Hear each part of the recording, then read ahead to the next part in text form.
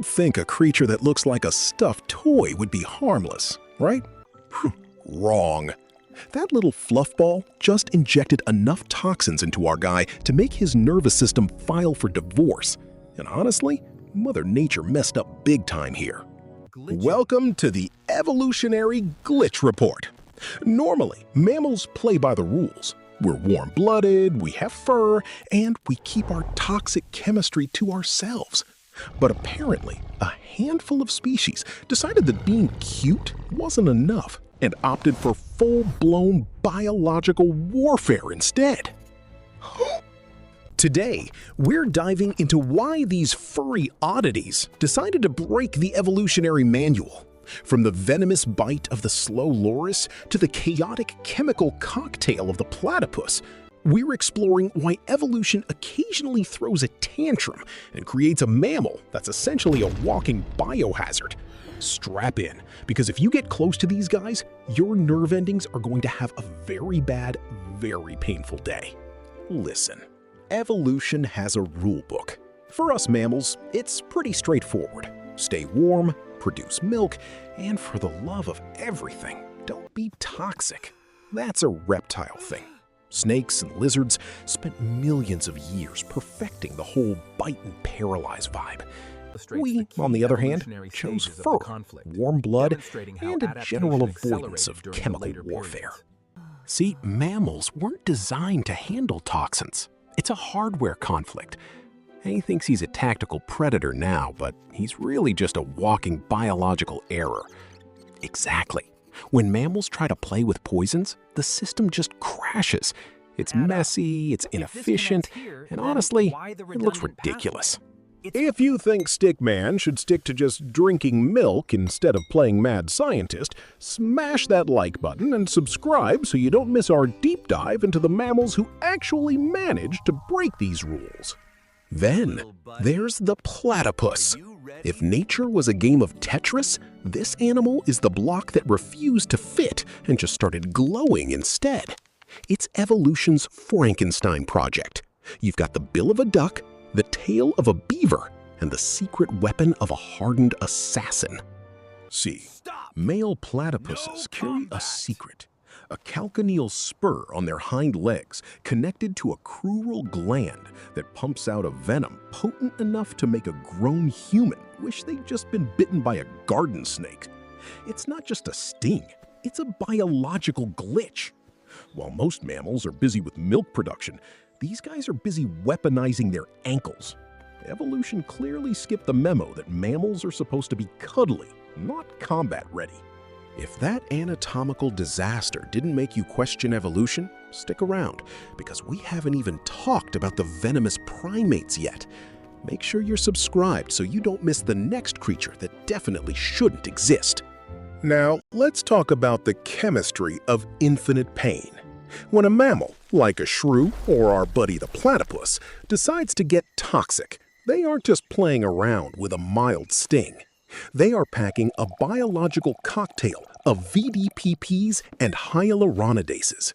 Think of hyaluronidases as the delivery drivers of the pain world. They dissolve the cellular glue in your body so the toxin can spread faster than gossip in a small town.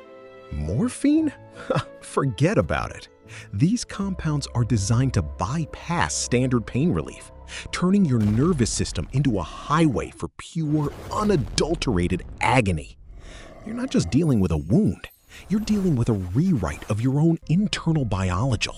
If you want to see exactly how these toxins turn the human body into a glitchy mess, make sure you're subscribed, because in the next part, we're breaking down the weirdest defense mechanism in the mammalian world. So why would an animal as weird as a platypus bother evolving a chemical weapon in the first place? You'd think it's for hunting, right? Wrong. These guys aren't using their venom to catch a midnight snack. Instead, they're treating it like a high-stakes underwater wrestling match. Male platypuses are notoriously territorial. When breeding season hits, they don't go for flowers or chocolates. They go for a spar. That spur on their hind leg is a specialized weapon. and it delivers a localized dose of misery strictly to settle a grudge with another male. It's pure, hormonal, territorial posturing. They've essentially turned their own bodies into living spring-loaded daggers just to prove they're the toughest guy in the pond. It's a ridiculous evolutionary trade-off, really, using a biological bomb just to secure a better spot in the stream for a date. If you think the platypus is the strangest thing to come out of the evolutionary lab, wait until you see what happens when we look at the mammals that actually use venom for hunting. Hit that subscribe button and let's keep digging into this madness. Now, let's talk about the slow loris. These wide-eyed, fuzzy little primates look like they were designed by a toy company specifically to sell plushies. But nature has a dark sense of humor. Underneath those giant, innocent eyes, the loris is hiding a secret that breaks every rule of the primate handbook. It's the only toxic primate on the planet. Unlike the platypus, the loris doesn't have a spur. Instead, it licks a patch on its elbow where a special gland secretes a toxic oil. When it mixes with their saliva, it creates a chemical cocktail that causes actual tissue decay. You see, when a loris feels threatened, it doesn't just bite. It delivers a necrotic punch that makes the wound refuse to heal. It's essentially a biological do not touch sign that rots your skin off. It's cute, it's fuzzy, and it's a living biochemical hazard. Definitely not a pet. If you're starting to suspect that mammals are just chaotic glitches in the animal kingdom, hit that subscribe button. We've got more evolutionary disasters to cover in the next part. So, how does a cute, bug-eyed primate actually turn into a walking biohazard? It's not magic. It's a terrifying lesson in kitchen chemistry. The slow loris doesn't just wake up toxic. It has to manufacture its own chemical warfare agent using a two-part process. It licks its brachial gland, located right on its upper arm, to collect these oily secretions. Then, it mixes that oil with its own saliva. When these two substances meet, they trigger a reaction that creates a potent, flesh-eating cocktail. But here is the problem. Mammals aren't built for this. It's like trying to run high-end rocket fuel through a toaster. The loris has evolved special pathways to handle the toxin, but Stickman? Not so much. Yep, definitely a failed experiment. If you think the loris is a handful, wait until you see the next creature on our list. Make sure you're subscribed and have those notifications turned on, because the next toxic mammal we're covering actually weaponizes its own breath. Once the loris has synthesized its cocktail of doom, it doesn't just keep it in a gland like a sensible animal. Oh no, it grooms the poison directly into its fur. It's essentially the world's most aggressive, passive-aggressive chemical warfare. By smearing the toxin all over its coat, the loris turns itself into a walking, living booby trap. Think about it. Most animals use bright colors to warn predators. The loris just prefers the contact high of toxicity. If you try to pet a loris, you aren't getting a hug.